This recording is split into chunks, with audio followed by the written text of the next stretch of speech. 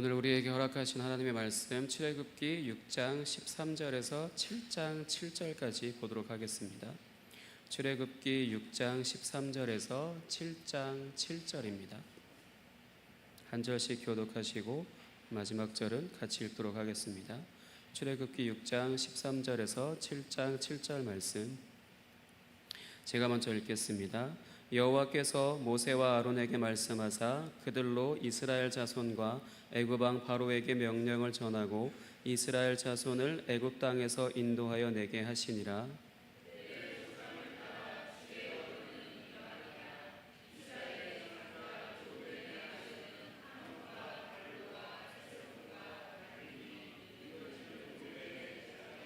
시므온의 아들들은 여무엘과 야민과 오핫과 야긴과 소할과 가나안 여인의 아들 사울이니 이들은 시므온의 가족이요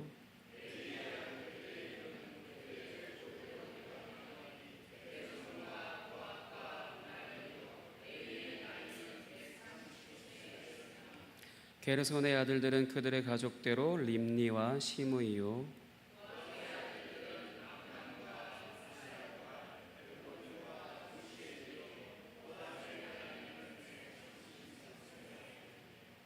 무라리의 아들들은 마흘리와 무시니 이들은 그들의 족보대로 레위 족장이요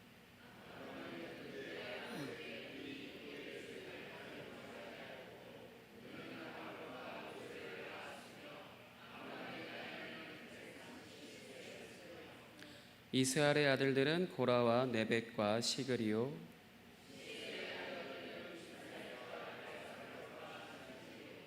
아론은 암미나답의 딸 나손의 누이 엘리세바를 아내로 맞이하였고 그는 나답과 아비후와 엘라살과 이다말을 낳았으며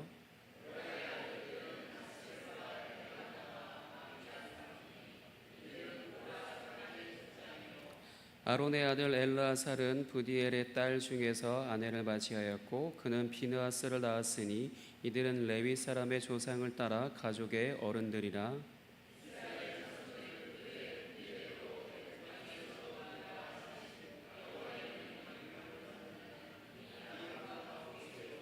애굽 왕 바로에게 이스라엘 자손을 애굽에서 내보내라 말한 사람도 이 모세와 아론이었더라. 여호와께서 모세에게 말씀하여 이르시되 나는 여호와라. 내가 내게 이르는 바를 너는 애굽 왕 바로에게 다 말하라.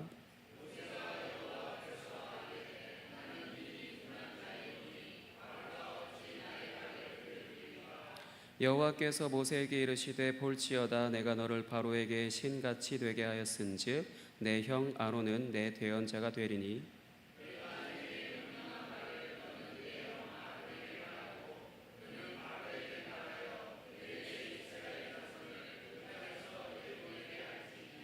내가 바로의 마음을 완악하게 하고 내 표징과 내 이적을 애굽 땅에서 많이 행할 것이나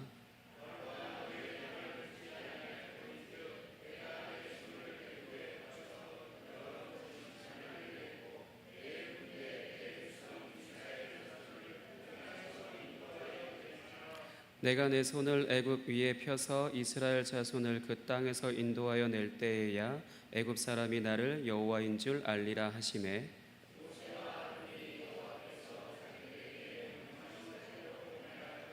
함께 읽겠습니다. 그들이 바로에게 말할 때에 모세는 80세였고 아론은 83세였더라. 아멘. 담임 목사님 나오셔서 출애굽기 연속 설교 17번째 여호와께서 모세와 아론에게 말씀하사 말씀을 전해 주시겠습니다.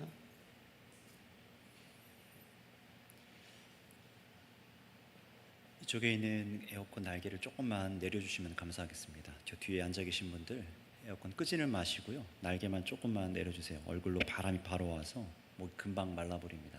에어컨은 끄지는 말아주세요.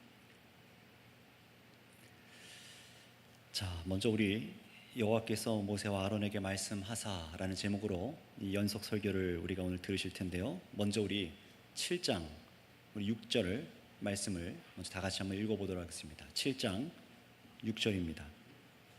7장 6절 말씀 같이 읽겠습니다. 시작. 모세와 아론이 여호와께서 자기에게 명령하신 대로 행하였더라. 아멘. 모세와 아론이 여호와께서 자기들에게 명령하신 대로 행하였더라. 여러분, 이 구절, 이 모세와 아론이 여호와께서 자신들에게 명령하신 대로 했다라는 이 말씀은요, 이 결과에 도달하기까지 여호와께서 모세와 아론에게 무엇을 말씀하셨는지를 오늘 이 설교를 통해서 저와 여러분들이 읽게 될 것이고 보실 겁니다. 왜냐하면 여러분, 지난 시간 우리가 보셨던 것처럼 바로에게 또 이스라엘 백성들에게 모세가 거절당했잖아요. 그렇지 않습니까? 그래서 말을 전했다가 이 바로와 자신의 백성들에게, 이 동족에게 거절당해서 참 하나님께서 자신이 누구신지 말씀해 주셨음에도 불구하고 우리가 지난번에 보았던 마지막 6장 또 12절쯤에 뭐라고 말씀했었습니까? 나는 입이 둔한 자입니다. 거절을 당하고 하고 나니까 이 모세가 하나님께 뭐라고 했다고요? 하나님, 저는 입이 둔한 자입니다.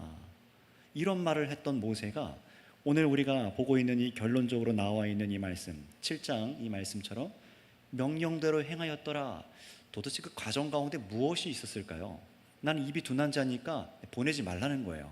하나님의 사명 다른 사람한테 맡기라는 겁니다. 난 못합니다 라고 얘기하는 모세였다가, 그런데 우리가 읽은 이 마지막 7장 6절 마지막 부분에 가서는 뭐라고 했다고요? 명령대로, 모세와 아론이 명령대로 전하였다라고 기록을 합니다.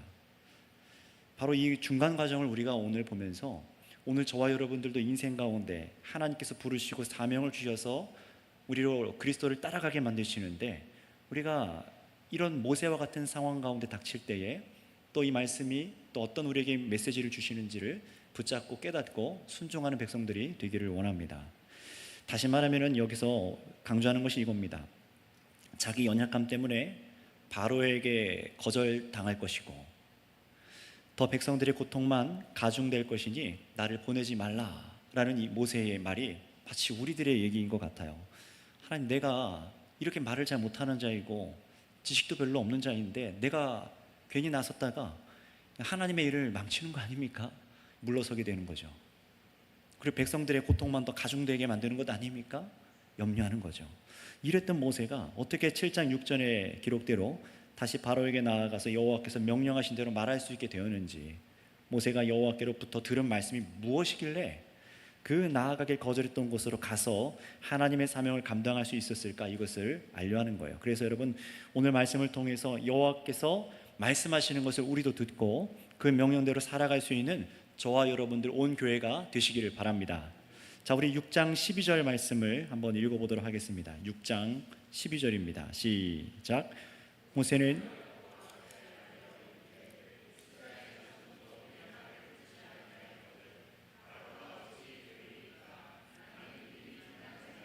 나는 입이 어떻다고요? 둔한 자나이다. 둔한 자나이다.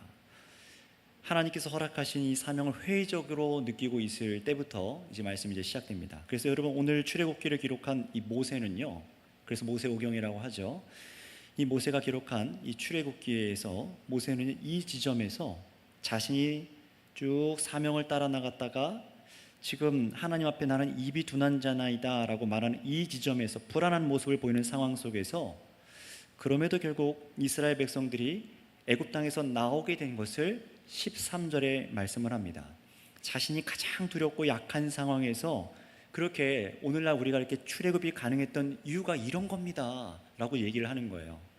이걸 바로 12, 13절에 특히 13절 같은 경우를 나레이션이라고 얘기를 하는데, 한번 읽어볼까요? 13절입니다. 시작. 여호와께서 모세와 아론에게 말씀하사 그들로 이스라엘 자손과 애굽 왕 바로에게 명령을 전하고 이스라엘 자손을 애굽 땅에서 인도하여 내게 하시니라. 아멘. 12절까지는 분명히 모세가 못한다라는 말로 끝났어요. 그런데 갑자기 13절에서 이 기록자 모세가 개입하면서 읽는 사람들로 하여금 뭔가를 깨닫게 하기 위해서 이제 뭔가를 얘기하기 시작하는 거예요. 내가 이랬음에도 불구하고, 모세가 그랬음에도 불구하고 하나님께서는 결국 이스라엘 백성들을 애굽에서 데리고 나가셨다라고 얘기를 하는 거예요. 이걸 뭐라고 한다고요? 나레이션 효과, 막 이렇게 얘기를 하기도 합니다. 여러분, 우리가 TV 프로그램 중에서 인간극장 뭐 이런 걸 보게 되면은요, 막 출연한 분들의 삶의 대화가 막 나오다가 갑자기 막 위기 시점이 되면 우리가 익숙하게 하는 그 음악이 막 흘러나옵니다. 뭔가 눈치를 채신 분들은 막 웃으시고 계시죠. 그러면서 누가 딱 나옵니까? 나레이터가, 어떤 여자분이, 어떤 남자분이 이 상황을 막 설명하기 시작해요. 마치 모세가 지금 이렇게 설명하는 겁니다. 이런 모세임에도 불구하고 여호와께서 모세와 아론에게 말씀하셔서 애굽 왕 바로에게 명령을 전하시고 이스라엘 자손을 애굽 땅에서 인도하여 내시니라 라고 갑자기 이렇게 모세가 연약할 때, 출애굽이 막힌 것 같은 때에 이 나레이션이 개입하셔서 하나님이 이루신 일을 이미 선언해 버립니다. 결국 이스라엘 백성을 애굽 땅에서 인도하여 내신 분이 과연 여호와 하나님이셨다라는 것을 여기서 말을 하는 거예요. 그리고 이렇게 13절에서 이어져 나오는 말씀은 굉장히 뜻밖의 말씀이 한 가지가 나옵니다. 우리가 이렇게 나레이션이 나오고 이런 얘기가 나오고 나면은 뭔가 특별한 신기한 기적이 일어나야 될 것 같은데, 하나님께서는요 이 모세를 통해서 이 말씀 가운데 뭔가를 기록하게 하세요. 뭔가를 말하게 하십니다. 그게 무엇인지 14절부터 25절까지 쭉 나오는데 무엇이냐? 한번 따라해 주시면 감사하겠습니다. 아론의 족보. 뭐가 나온다고요? 족보가 나와요.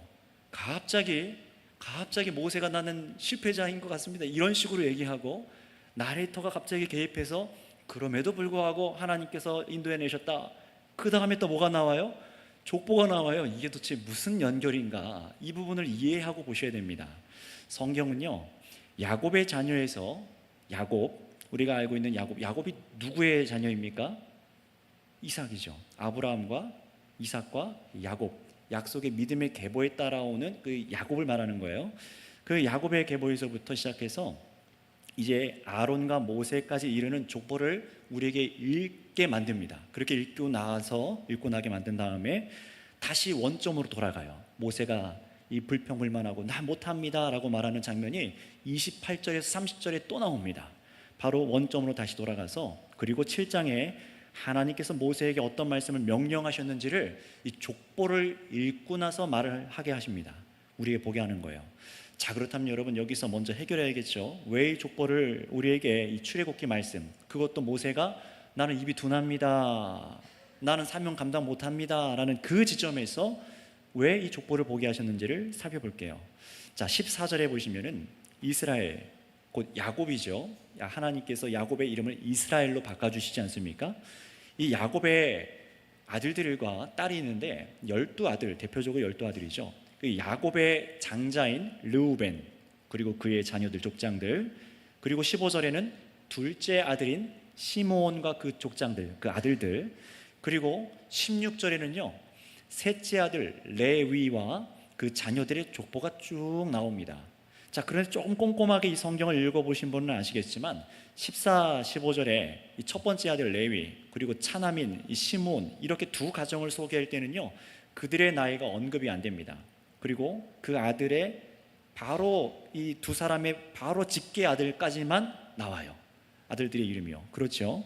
그러나 조금 다른 부분이 있습니다. 세 번째 아들 레위를 얘기하기 시작할 때 16절에서부터는요 레위부터는요 나이를 말하기 시작해요. 이 무슨 말이냐면 여기에 주목하세요 라고 하는 거예요. 그리고 첫째 아들 루벤과 시몬의 계보는 딱 그 아들까지였지만 이 레위 계보는요 형들의 계보와 다르게 레위, 고핫, 아므람, 아론과 모세, 엘르아살까지 총 4대가 이렇게 나옵니다. 다시 말하면은 누구에게 지금 어떤 가문에 집중하라는 거예요?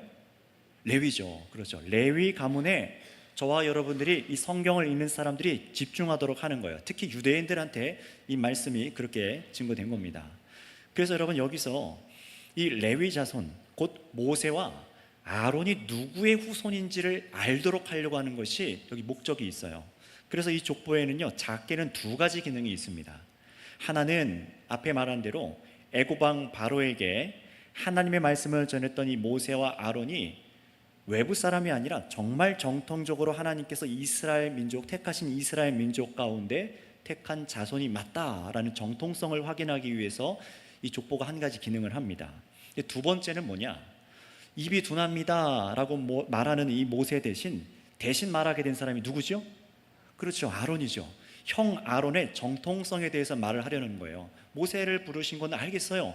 그런데 왜 뜬금없이 갑자기 그 형 아론을 데려다가 이렇게 일을 시키고 그를 왜 우리의 제사장 가문으로 삼으셨는가, 그 정통성에 대해서 말하는 장면이 이 자리에서 나옵니다. 아직 출애굽이 일어나기도 전에요. 그래서 이 모세와 아론이 출애굽 이후에도 어떻게 됩니까? 이들이 하나님께서 사용하시는 이스라엘 민족의 리더이며, 특히 하나님께서 아론의 계보를 사용하셔서 우리가 잘 알고 있는 제사장 가문이 여기서 나오게 하신다는 거예요. 자, 그래서 우리 쭉 내려가서 6장 27절 말씀을 한번 읽어볼까요? 6장 27절 시작. 애고방 바로에게 이스라엘 자손을 애굽에서 내보내라 말한 사람이 이 모세와 아론이었더라. 아멘.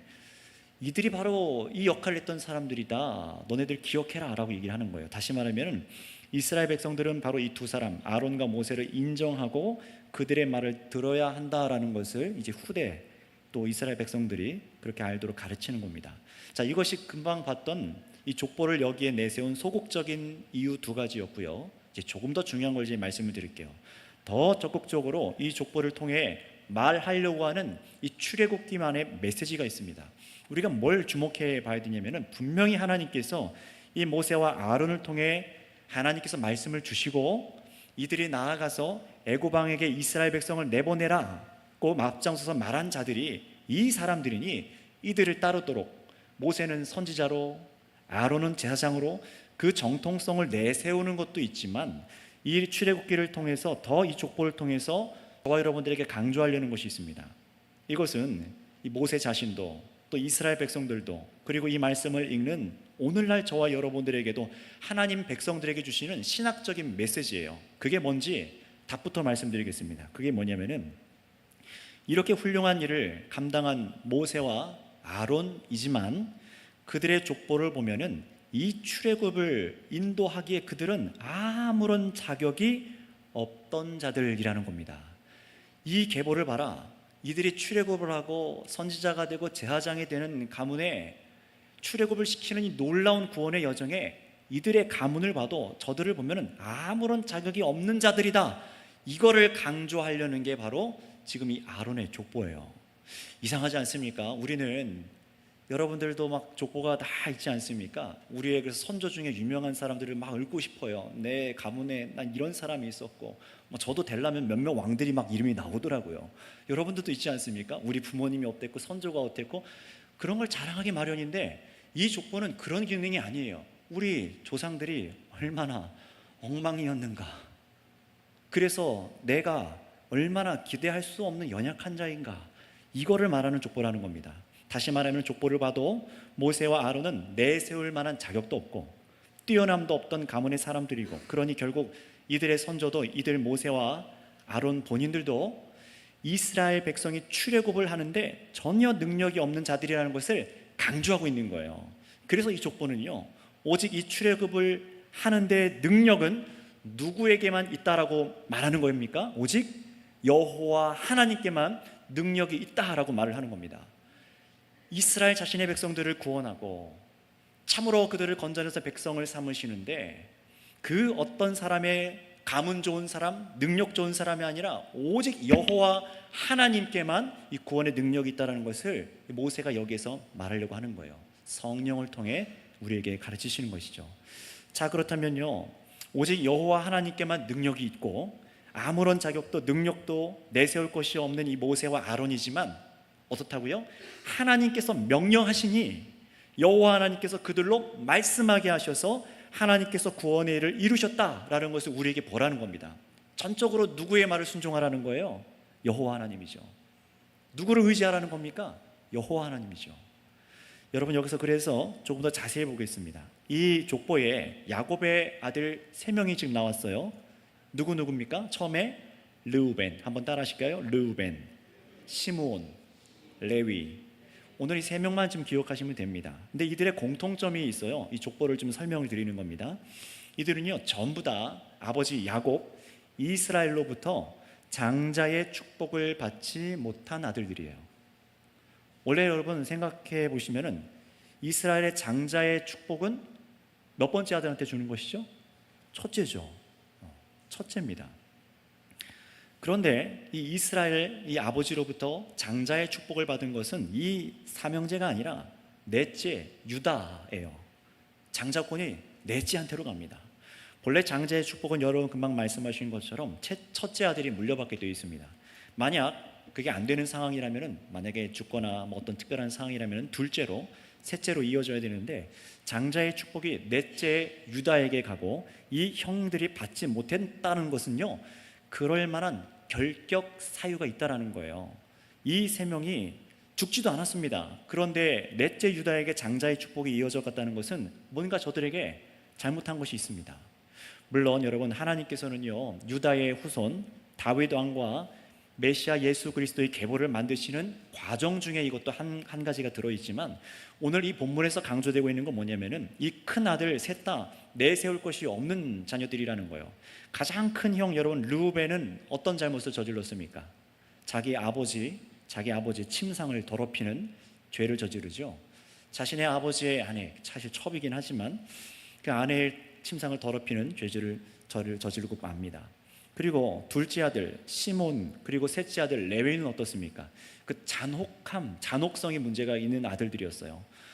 그들에게 여동생 디나가 있지 않습니까? 근데 그 디나를 억지로 성관계를 해서 아내로 맞이하려고 했던 세겜 사람들한테 이 두 형제가 가서 복수한다고 거짓말을 하지 않았습니까?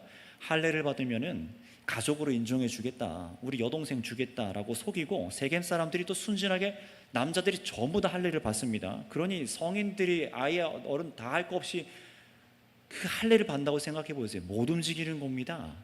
그리고 나서 어떻게 됩니까? 그들을 속이고 움직이지 못할 때 가서 전부 잔혹하게 죽이는 일을 저지른 것이 이 두 형제들입니다. 시몬과 레위예요. 살인도 악한 일인데요, 속이고 또 할례라는 언약의 상징을 이용해서 살인을 저질렀어요. 게다가 이들은요, 장난삼아, 기록을 보니까 장난삼아 소의 발목에 힘줄을 끊는 그런 잔혹한 아들들이었습니다. 전혀 하나님의 계보에 어울리는 것 같지도 않고 뭔가 내세울 만한 게 없어요. 그렇게 르우벤, 시몬, 첫째, 둘째도 별 볼 일 없고, 이 셋째 레위를 말하기 위해서 이 큰 형들 여기서 얘기가 나온 것 뿐이고요. 그런데 레위 가문은 좀 이 형들보다 낫나? 그렇지도 않습니다. 예를 들면은 아론과 이 모세, 이 두 형제죠. 3살 차이 나는 형제지 않습니까? 그런데 이 모세와 아론과 모세의 아버지 이름이 아므람이라는 사람인데요, 이 모세와 아론의 어머니의 이름은 누구죠? 요게벳. 요게벳. 이 정도는 우리가 좀 기억을 해놓으면 좋겠습니다. 모세 아론의 어머니 이름이 요게벳입니다. 그렇게 아빠는 아므람, 엄마는 요게벳인데, 그런데 이 아버지 아므람과 어머니 요게벳의 본래 관계는 친인척 관계예요. 조카와 고모 관계입니다. 조카, 고모입니다. 이 아므람이라는 이 사람이 자기 아버지의 여동생과 결혼을 한 거예요. 근친 결혼을 한 거죠. 아버지의 여동생과 결혼한, 근친 결혼을 한 가정이라는 겁니다. 물론 율법이 주어지고 나서부터는 하나님께서는요, 이 근친혼을 금지해 버리십니다.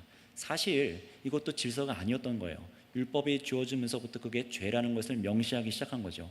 율법이 아직 주어지기 전인 시점이라 이 일을 죄로 명시하지는 않지만, 분명히 하나님께서 무질서한 상황을 잡아가시는 상황 속에서 이 일은 하나님께서도 기뻐하시지 않는 일 중에 하나였다는 것은 틀림이 없습니다. 결국 지금 이 성경이 뭘 말하는 거냐면은, 아론과 모세는 가문적으로 내세울 만한 능력이나 거룩함이나 자랑할 만한 것이 있다 없다? 없다라는 겁니다. 없다라는 거예요. 이 계보를 보고 있자면은요, 당시 이스라엘 백성들이 생각하기에도, 왜냐면 창세기를 읽어보지 않습니까? 분명히 르우벤, 시몬, 레위는요 별로 좋은 형제들이 아니에요. 제대로 축복도 못 받습니다. 받긴 받지만요. 그래서 이스라엘 백성들이 별로 좋게 보지 않기 때문에 모세 자신도, 아론도 느끼기에도 이 족보를 내기 시작하면은 부끄러운 거예요. 뭐 떳떳하게 우리 가문이 좋다고 말할 수도 없는 겁니다. 게다가 이 계보가 여러분 4대에 이르르고 있지 않습니까? 이 레위부터 4대예요. 성경에서 여러분 3, 4대를 언급하는 경우가 몇 군데 있는데, 대표적인 목적이 한 가지가 있습니다. 우리 잠시 본문을 접어두고 왜 3, 4대가 언급이 되었는지 출애굽기 20장 5절 말씀을 먼저 읽겠습니다. 두 가지 이유가 있는데, 한 가지 마지막에 볼 것이고, 첫 번째 이유, 출애굽기 20장 5절 말씀을 읽겠습니다.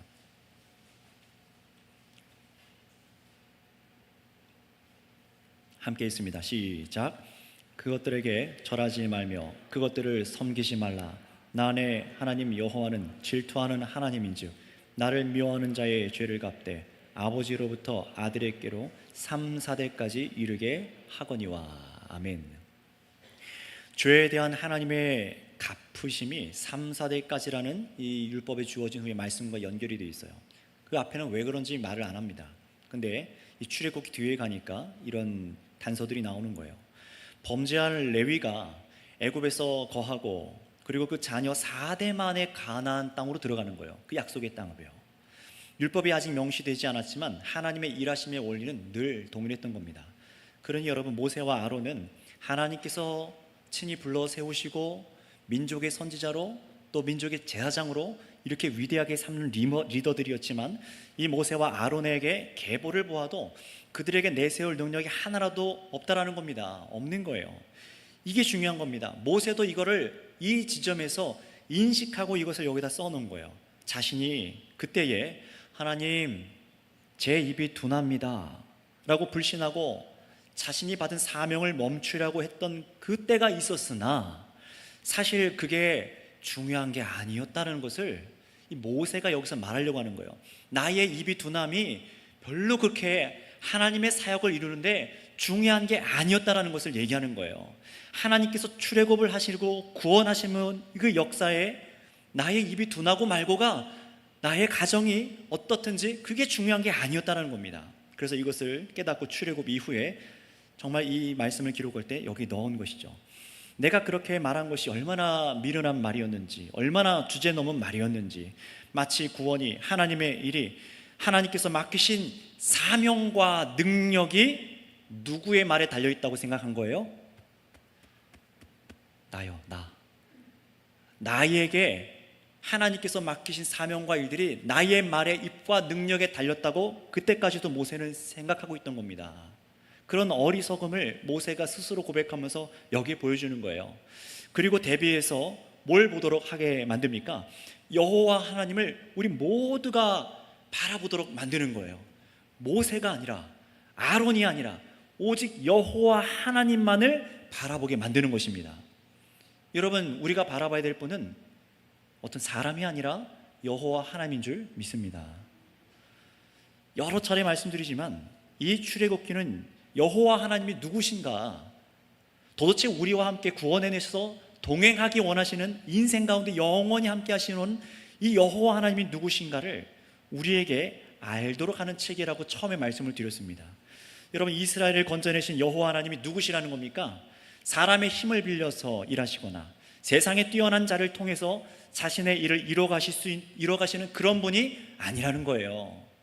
오히려 어떤 분이라는 겁니까? 모세의 그 죄가 가득한 계보임에도 불구하고, 자랑할 것이 없는 계보임에도 불구하고 하나님께서는 그럼에도 모세와 아론을 택하셔서 사용하셨다라는 것입니다. 하나님께서 이런 가문인지도 모르고 그들을 택한 게 아닙니다.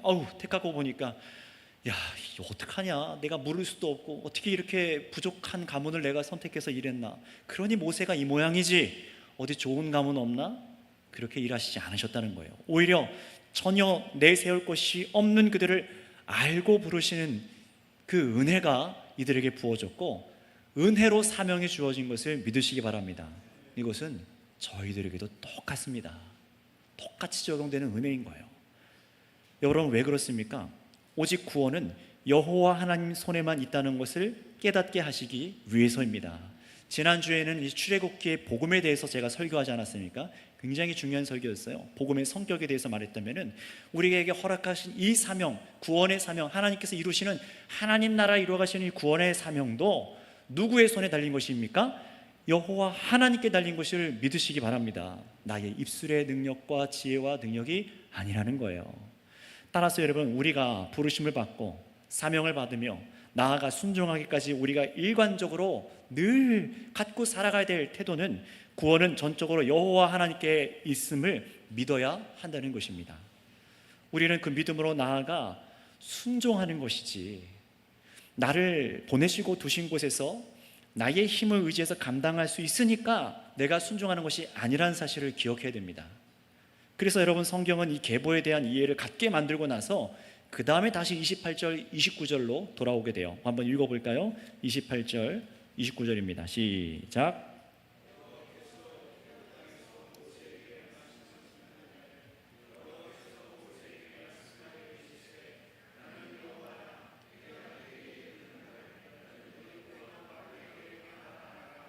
아멘. 자, 이렇게 말을 하고 나서 하나님께서 요구하시는 게 뭡니까? 모세에게 나는 여호와라. 내가 너에게 이르는 바를 너는 애굽 왕 바로에게 다 말하라. 이게 요구하시는 바예요. 내가 주는 말을 그들에게 가서 다 말하라. 이게 하나님의 요구십니다. 하나님께서 명령하신 대로만 말하라는 거예요. 정확히요. 그런데 더 중요한 것은 나에게 말씀하신 여호와의 하나님만을 의지해서 가서 말을 하라는 겁니다. 그래서 30절에 우리가 이미 앞서서 본 13절의 말씀, 나는 입이 둔한 자이오니 바로가 어찌 나의 말을 들으리까, 이 얘기가 이게 여기서 또 나오는 거예요. 반복되는 겁니다. 지금요.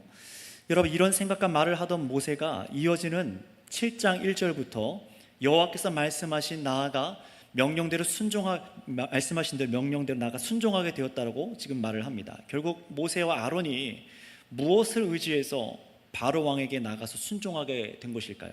우리 7장 1절에서 5절까지 읽으면서 여러분 한번 반복되는 특징 단어가 뭔지를 한번 찾아내 보시기 바랍니다. 1절부터 5절까지 한번 천천히 읽어보면서 어떤 단어가 반복되는지 찾아보세요. 시작. 여호와께서 모세에게 이르시되 볼지어다 내가 너를 바로에게 신같이 되게 하였은즉 내 형 아론은 내 대언자가 되리니 내가 내게 명한 바를 너는 내 형 아론에게 말하고 그는 바로에게 말하여 그에게 이스라엘 자손을 그 땅에서 내보내게 할지라. 내가 바로의 마음을 완악하게 하고 내 표징과 내 이적을 애굽 땅에서 많이 행할 것이나 바로가 너희 말을 듣지 아니할 터인즉 내가 내 손을 애굽에 뻗쳐 여러 큰 심판을 내리고 내 군대 내 백성 이스라엘 자손을 그 땅에서 인도하여 낼지라. 내가 내 손을 애굽 위에 펴서 이스라엘 자손을 그 땅에서 인도하여 낼 때에야 애굽 사람이 나를 여호와인 줄 알리라 하시매. 아멘. 발견하셨습니까? 어떤 단어입니까? 1절부터 보시면은 내가 너를 바로에게 신같이 되게 하셨은즉, 여기서 내가 너를이죠. 2절에도 내가 내게, 3절에도 내가 바로의 마음을 완악하게 하고 내 표징과 내 이적을, 4절에 내가 내 손을 애굽에 뻗쳐 큰 심판을 내리고 내 군대 내 백성 이스라엘을, 그리고 5절의 마지막 내가 내 손을 애굽 위에 펴서 이스라엘 자손을 그 땅에서 인도해 낼 것이다. 전부 뭡니까? 이 출애굽 역사 속의 일들을 다 세밀하게 주도하시는 분이 여호와 하나님 자신이라고 말씀하시는 거예요. 모세는요 바로 이걸 믿고 이제 나아간 겁니다. 입이 둔한 자입니다 라고 생각해서 나 때문에 일이 그르쳐진 줄 알았는데, 지금 바로가 마음을 완악하게 한 게 누가 한 것이라고요? 내가 하라고 말씀하신 여호와 하나님. 여호와 하나님께서 하신 거구나, 하나님께서 이렇게 하신 거구나 깨닫는 거예요. 나의 말 때문이 아니라 여호와 하나님의 말 때문에, 여호와께서 하시기에 이렇게 된 거구나 깨닫는 겁니다. 전부 이 출애굽 역사 속의 일들을 주도하시는 분이 여호와 하나님이라는 것을 깨닫는 거예요. 이것을 모세는 믿고 나갑니다. 나의 입술의 능력의 크고 작고가 이 상황을 만들어낸 게 아니라 이 모든 것이 여호와 하나님에 의해, 손에 의해 통제되고 있고 또 그렇게 하시는 이유가 있다라는 것을 깨닫고 나간 겁니다.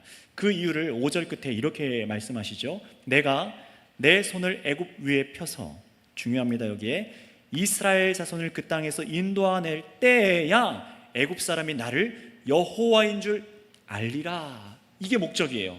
이 일을 위해서 하나님께서 지금 이렇게 꼬이게 만드는 것처럼 보이도록 하신다는 겁니다. 어떻게요? 애굽 사람이 나를 여호와인 줄을 알도록 하기 위해서. 여러분, 결국 애굽 왕이 이렇게 얘기하지 않았습니까? 전에 여호와가 누구냐? 여호와가 누구길래 너희들을 내보내서 예배하게 만드냐? 여호와 하나님을 업신여겼고, 히브리인들이 믿는 애굽 파라오 자신이나 이집트 여러 신들의 이름에도 들지도 못하는 그런 하나님을 잡신 정도로 취급한 게 이 애굽이에요. 바로입니다. 그 나라의 여호와가, 히브리인들의 여호와가 바로 이스라엘의 하나님일 뿐만 아니라 모든 신들 위에 가장 강하시고 우리의 창조주가 되심을 알게 하시겠다는 거예요. 우리가 여러분 지난번에 보지 않았습니까? 여호와라는 그 이름의 뜻, 나는 스스로 있는 자다라는 것과 같은 어구를 갖고 있어요. 이게 무슨 말입니까? 스스로 있는 자, 스스로 존재하시는 분, 스스로 영원하신 분, 창조주 하나님이라는 사실이에요.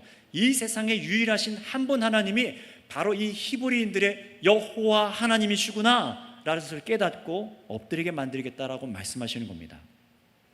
그 나라의 여호와가 바로 이스라엘의 하나님이실 뿐만 아니라 모든 신들 위에 가장 강하신 분이라는 것을 온 천하에게, 그 당시에는 이제 가나안 땅에 있는 그 부족들과 열방들에게 알게 하신다는 거죠. 그들의 백성은 약합니다. 분명히 지금 히브리인들을 보세요. 종살이하고 있어요. 부족해요. 바로 왕이 대적했던 모세에게 여호와 하나님께서 함께 계시고 바로 자신들이 여호와 하나님 손에 심판받는다는 사실을 알게 하시기 위해서 지금 이 과정을 만들어가고 계신다는 겁니다. 그런데 여러분, 이런 심판이 일어나서 애굽의 여호와 하나님을 알 때가 언제라고 말을 합니까? 무슨 때입니까? 바로 왕이 여호와의 말을 거절하고 고집 피우고 완악하게 될 때에, 바로 왕이 완악하게 될 때에, 그때 여호와께서 강한 능력으로 심판하시는 때인데, 그런 역사가 이루어지기 위해서는 모세가 가서 바로에게 가서 거절당해야만 한다는 겁니다.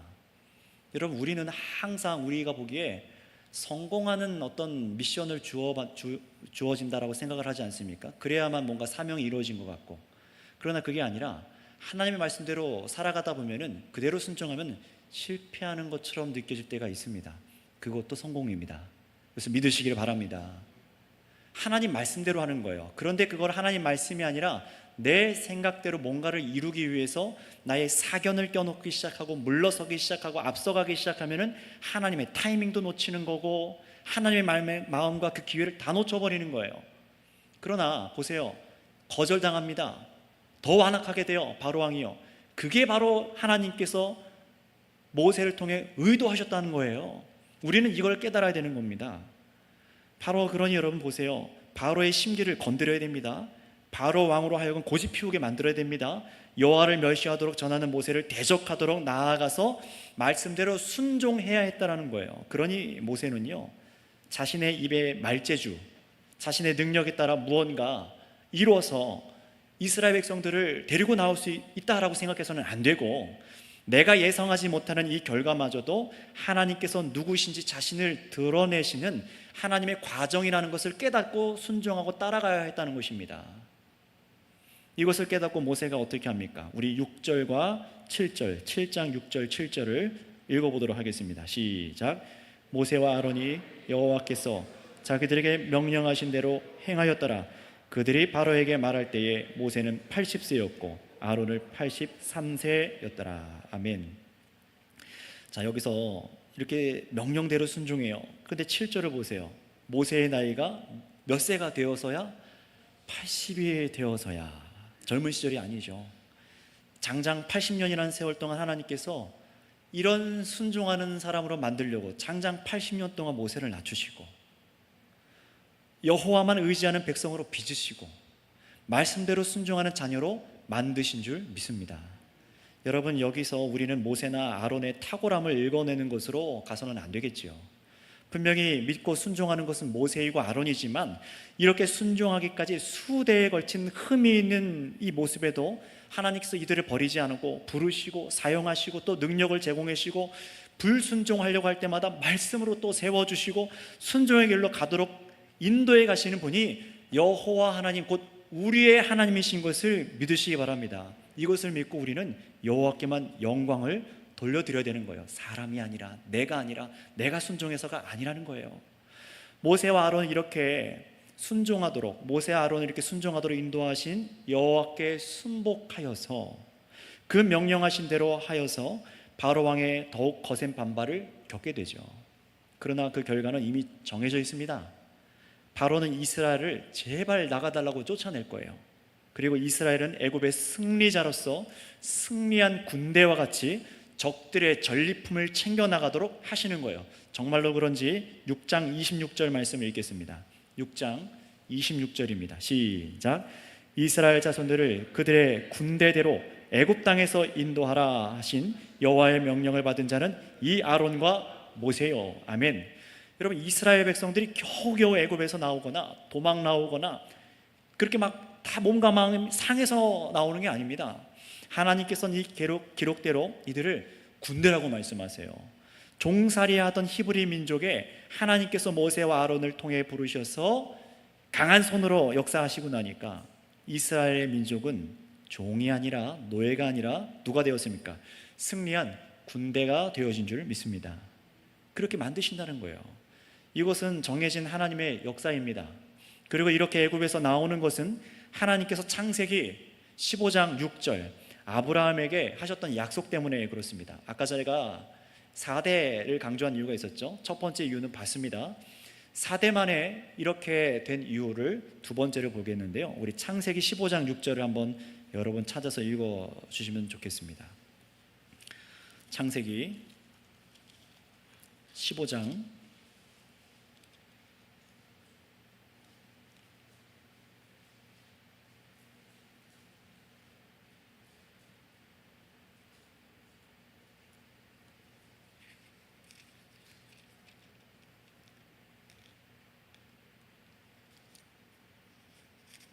조금 제가 절수를 잘못 찾아왔는데요.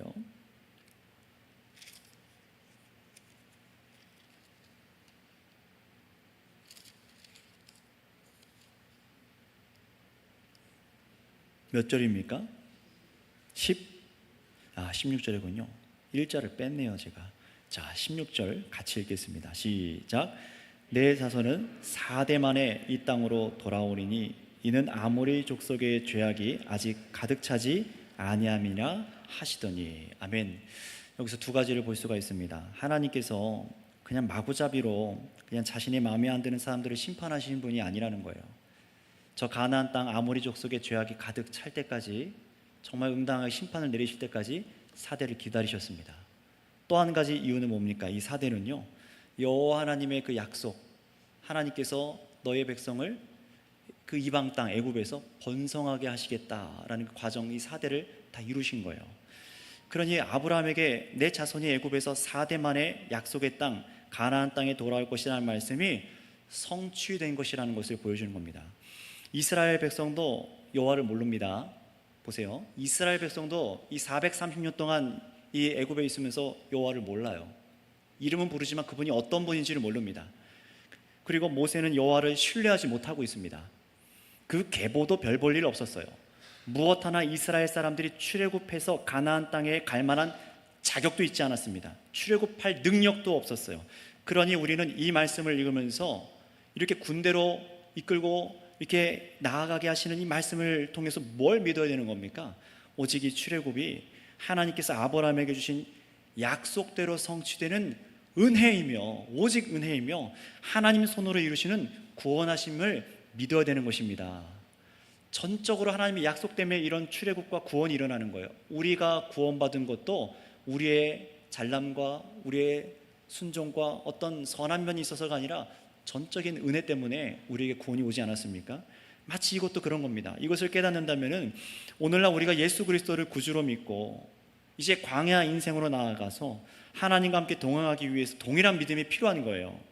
죄와 사망의 종에서 신자로 바로 서기까지 하나님의 백성으로 군대로 나아가는데, 저와 여러분들을 이 땅에서 주저하게 만드는 것이 뭡니까?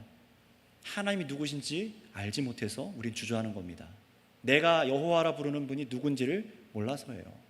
세상의 힘 앞에서 나의 안위가 달려있다고 여겨서 두려워하고, 나아가서 내 입의 힘, 다시 말하면 나의 손과 나의 능력에 따라서 이 세상의 안전이 정해지고, 내 힘으로 모든 위협과 내 힘으로 모든 위협을 물리치고 두려움을 뿌리쳐야만 하나님께로 나아갈 수 있다고 생각하게 만드는 것, 그게 우리 인생의 장애물입니다. 바로 그런 지점에서 또 하나님의 역사를 보기 원하는 사람들은 어떻게 될까요? 오늘 말씀을 기억하세요. 모세와 아론의 족보가 아무런 자랑할 것이 없는 계보였어도 여호와 하나님께서 부르셔서 명하시니 그 가문과 그 계보는 이제 새롭게 사용되기 시작합니다. 어떤 큰 능력이 있어서가 아니죠. 여호와만을 의지할 때입니다. 여호와가 누구인지를 알 때입니다. 죄악과 흠과 연약함만 드러나서 참으로 부끄러운 그런 계보에서, 가정원에서, 가문에서 여호와께서 사용하시는 계보가 되어지는 것입니다. 여러분, 우리가 여호와 하나님을 참으로 경외하고 의지하게 되는 참된 신자가 되기까지 하나님은 바로 이 일을 하실 거예요. 저와 여러분들이 여호와가 누구신지 알게 만드실 겁니다. 우리는 예상하지 못한 말씀을 붙잡고 싸워야 될 때가 굉장히 많을 겁니다. 과연 이 말씀대로 나가면은 과연 저 사람들이 하나님을 믿게 되고 나의 말을 듣게 될까? 아닌 것 같은 말씀을 수두룩하고 우리는 붙잡고 나가야 돼요. 그리스도의 십자가 희생을 전해야 되고, 오직 믿음을 말해야 되고, 성령의 사역을 말해야 되고, 원수를 용서해야 되고, 오직 하나님 말씀대로만 순종하려 할 때에 수많은 거절과 위협이 다가올 겁니다. 이 땅에 있는 나의 권세를 포기하고 나의 것을 내어주고 참으로 희생하는 그리스도의 십자가의 삶을 따라가려고 할 때 온갖 위협이 다가올 겁니다. 여러분, 그럼에도 그런 지점의 인생들에 처할 때 우리 선교교회 성도 여러분 기억하시기 바랍니다. 과연 내가 이런 환경에서 하나님의 백성으로 살아갈 수 있을까? 그런 생각이 들어올 때도 오늘 말씀을 기억하셔서 우리의 결국은 이긴 군대가 된다는 것과, 우리가 그렇게 되는 것은 우리가 예수님의 교회이기 때문이며 원수들이 여호와를 알고 무릎 꿇게 될 것이라는 사실을 기억하시기 바랍니다. 마지막에 여러분, 이 세상에서 사람들은 깨닫게 될 거예요. 예수님께서 재림하시는 그때에 깨닫게 될 것입니다. 참으로 하나님께만 능력이 있고 그 여호와만 의지하며 살아갔던 교회만이 하나님의 백성이고 그들이 군대이며 그들이 하나님의 참 자녀이구나. 여러분, 바로 그날을 우리가 기다리면서 이 말씀을 따라 여호와만 의지하며 신뢰하는 여러분 되시기 바랍니다. 따라서 우리의 인생에 모세와 같이 나이가 80이 되든 아론과 같이 83세가 되었든 중요한 건 뭡니까? 성경으로 말씀하시는 우리 주님의 말씀이 우리에게 주어질 때마다 우리 여호와의 명령대로 행하시는 사람이 되어야 한다는 것입니다. 여호와의 명령대로 행하는 사람이 되는 겁니다. 오늘 설교 제목대로 여호와께서 말씀하시지 않습니까? 우리는 그 명령대로 행하는 사람이 되어야 되는 겁니다. 이 말씀대로 저와 여러분들로 지어져 가시기를 바랍니다. 기도하겠습니다. 두 가지를 기도하겠습니다. 하나는 참으로 이런 위대한 여정 가운데 이 모세는 자신이 드러나기를 원치 않았습니다. 여호와 하나님만 드러나기를 원하셨고 자신의 족보를, 부끄러운 그 족보를 여기다가 꺼내놨습니다. 여호와 하나님만 우리의 구원의 하나님이시라는 것을 보게 한 겁니다. 그분을 찬양한 거예요. 그리고 정말로 나는 그분의 말씀대로 순종할 때에 내 힘과 능력이 아니라 그분의 말씀대로 살아갈 때에 하나님께서 하시더라, 하나님께서 참으로 구원하시더라, 이것을 경험한 자라는 겁니다. 마치 그런 것처럼 아버지 하나님, 오늘 우리도 참으로 이 진리를 깨달아서 살아가는 자들이 되게 하여 주시옵소서. 지금까지 나의 계보, 나의 가정, 나 스스로 무엇 하나 내세울 게 없는 것 같아서 과연 내가 교회에 무슨 도움이 될까? 과연 하나님 나라에 내가 무엇을 이룰 수 있을까? 나 같은 직업을 가진 사람이, 나같이 연약한 사람이 뭘 할 수 있을까라고 생각하는 그런 좌절감에서 일어나셔서 우리에게 말씀하시는 여호와 하나님만을 신뢰하시기 바랍니다. 그 기도를 들으시기 바랍니다. 내가 주님의 말씀을 듣고 순종하겠습니다. 주께서 구원하시고 이루시며 아버지께서만 영광 받으시고 우리를 지극히 큰 군대가 되게 하여 주시옵소서, 승리의 군대가 되게 하여 주시옵소서 하고 주여 한번 부르고 기도하겠습니다. 주여! 아버지 하나님 감사합니다. 감사합니다. 하나님 아버지, 좌절하고 실패하는 그 지점에서 오히려 자신의 그 능력과 힘을 과시하거나 의지하려 하는 것이 아니라 오늘 이 모세가 자신의 부족한 그 계보와 조상들의 연약함을 드러내며 모든 구원과 능력이 아버지께 있으니 나는 오직 말씀을 듣고 여호와께서 모세와 아론에게 말씀하신 것을 듣고 순종하여 따라가는 백성이 되어질 때에 아버지 하나님께서 일하시고 여호와 하나님이 온 세상에 누구신지, 우리 가운데 누구신지 알게 하시기 위하여 이 일을 이루시고 계시다는 것을 깨닫게 하여 주시옵소서. 주님, 우리도 예수 그리스도의 이름으로 이 세상 가운데 복음을 듣고 들고 또 헤쳐나가는 가운데 있습니다. 그때 하나님, 우리의 입술과 우리의 아버지 외적인 어떤 능력과 힘과 권세와 사람의 인맥이나 하나님 기술이 아니라 오직 철저히 여호와의 말씀에 의지하여서 예수 그리스도를 믿는 믿음으로 나아가게 하여 주시고 세상과 타협하거나 앞서가거나 두려워하지 아니하게 하여 주셔서 이 믿음으로 사는 자들 되게 하여 주시옵소서. 그래서 하나님 아버지, 지금 우리가 연약하고 부족해 보인다 할지라도 주께서 이루시는 이 일들의 결국이 얼마나 큰 승리의 군대로서 또 나아가며 이기게 되며 하나님께 영광이 돌려지게 되는지 세상으로 알게 하는 아버지 귀한 역사들이 저희들을 통하여 또 일어나게 하실 줄을 믿고 의지합니다. 하나님 아버지, 이 말씀을 통해 더욱 깨닫게 하시고 믿게 하시고 의지하게 하여 주셔서 흔들리지 아니하게 하여 주셔서 우리가 감당하는 사역들을 믿음으로 감내하게 하여 주시옵소서.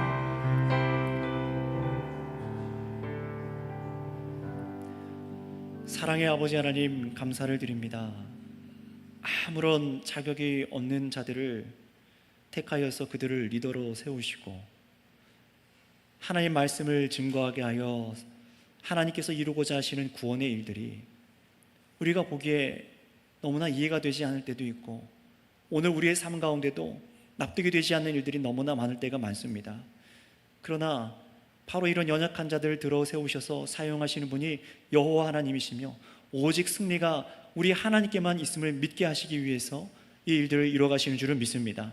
하나님, 오늘 우리도 기억하기 원합니다. 세상에 나아가서 우리를 보내신 분이, 우리 입에 말씀을 두신 분이, 그 말씀으로 살아가게 하신 분이 바로 온 세상의 유일한 여호와 하나님인 것을 믿게 하여 주시옵소서. 이 믿음으로 나아가서 하나님 좌절하지 아니하고 주께서 이루신 이들을 함께 보며 하나님께만 영광과 찬송을 올리는 저희들 교회가 되게 하여 주시옵소서. 감사하며 예수님의 이름으로 기도드렸습니다. 아멘. 찬송가 9장 함께 찬양하겠습니다.